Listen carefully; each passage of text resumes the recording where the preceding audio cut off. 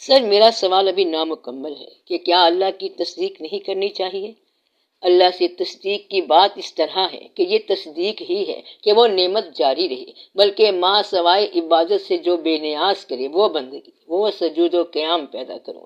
ماں سوائے عبادت کا معنی یہ ہے کہ وہ شخص کہے کہ میرا کام اتنا ہی تھا کہ عبادت کروں، اب عبادت کا انعام لینے کے لیے میں آیا ہی نہیں ہوں۔ بس بات یہ ہے کہ آپ نے اللہ سے فضل مانگنا نہیں، بلکہ وہ دے تو یہ اس کی مرضی ہے، تو آپ نے اس سے طلب نہیں کرنا ہے کہ یا اللہ میں نے اتنے سارے روزے رکھے ہیں، یا اللہ ایک کار ہی تو مانگی ہے، وہ تو ہمیں دو۔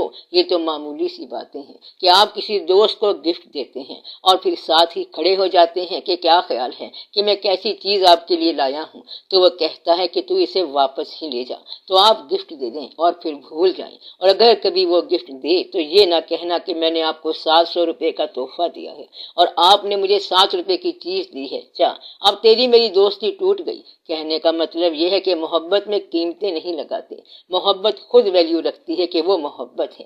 رسید لینے کا مطلب یہ ہے کہ رشوت کے پیسے سے بلڈنگ بنائی اور اس پر یہ لکھ دیا کہ ھذا من فضل ربی، تو یہ رسید مل گئی کہ اللہ کا بڑا فضل ہو گیا ہے اور اللہ نے مہربانی کی ہے کہ مال ہی مال آنا شروع ہو گیا ہے۔ تو ایسا بھی ہو سکتا ہے کہ اللہ کی مہربانی جو ہے وہ مال نہ رہنے دے۔ اللہ کے نیک بندے مال کے بغیر بھی رہے ہیں، بلکہ اکثر اوقات وہ مال کے بغیر ہی رہے ہیں، اور اللہ کی محبت کا معراج کربلاؤں میں ہوتا رہا ہے اور لوگ شہید ہوتے رہے ہیں، غریب رہے ہیں اور غریب الوطن رہے ہیں۔ ایسے ہوتا رہا ہے کہ نہیں ہوتا رہا، اس لیے اللہ کی مہربانی کے بڑے آداب اور بڑے راز ہیں۔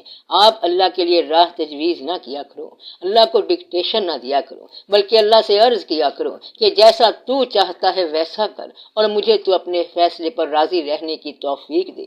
تو اس سے یہ توفیق مانگ کہ مجھے تو اپنے فیصلے پر راضی رہنے کی توفیق عطا فرما۔ بس آپ چلتے جاؤ اور چلتے جاؤ، ہر ایک مقام سے آگے مقام ہے تیرا۔ مثلاً قربانی کا دن آ گیا اور یہ تجویز ہو گیا کہ 7 بکرے کرنے ہیں، چھری بھی آ گئی اور مالک بھی آ گیا، اس نے آتے ہی 2 بکرے الگ کر دیے اور باقی کے ذبح کر دیے۔ اب یہ جو 2 بکرے بچ گئے ہیں، کیا ان کو خوش ہونا چاہیے کہ ہمیں قبول نہیں کیا گیا؟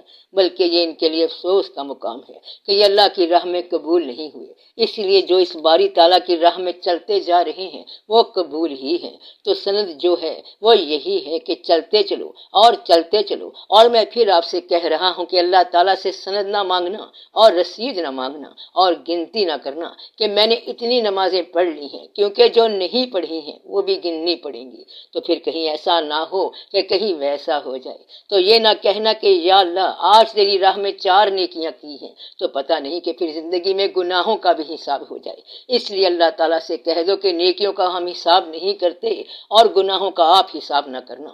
یا اللہ ہم اپنی نیکیاں چھوڑ دیتے ہیں اور آپ ہمارے گناہ چھوڑ دیں۔ یا اللہ ہم نیکیوں کا معاوضہ نہیں لیتے اور آپ گناہوں کی سزا نہ دو۔ یا اللہ ہم نیکیوں کا کوئی معاوضہ آپ سے نہیں مانگتے اور ہمارے گناہوں کی سزا آپ بھی نہ دو، آپ ہم پر ویسے ہی راضی ہو جاؤ۔ تو یہ آسان سی بات ہے، اور مومن جو ہے وہ ہر روز صبح سویرے اپنی زندگی کا نئے سرے سے آغاز کرتا ہے۔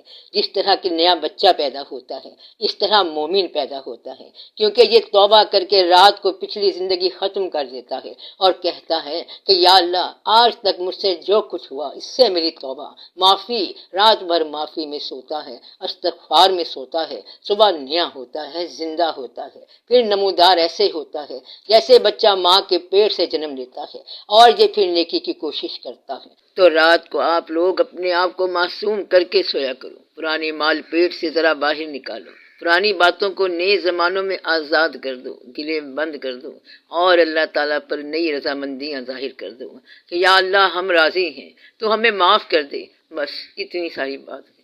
آپ لوگوں کے لیے معافی مانگنا بھی مشکل ہے اور آپ لوگ وہ بھی نہیں مانگتے۔